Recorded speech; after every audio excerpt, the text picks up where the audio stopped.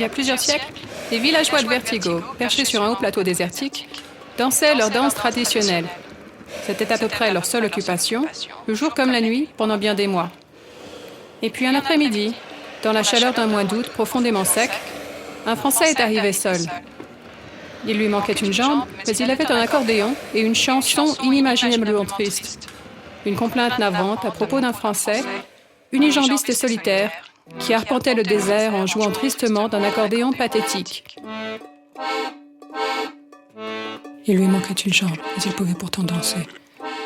Il avait élaboré une sorte de marche funèbre qui se traînait en rond comme un chenille tombelle. Incapable de supporter ce spectacle désolant, les villageois eurent au fait de le chasser de la région, mais il était trop tard. Sa mélancolie les avait déjà contaminés. Après son départ, ils pleurèrent tant de larmes qu'ils en remplirent des seaux, qui gelèrent instantanément dans le froid absolu de leur désespoir.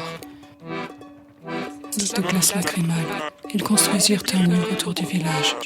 Les habitants se résignèrent à un sans enfants. Ils se remirent à danser au rythme des sanglots qui les secouaient.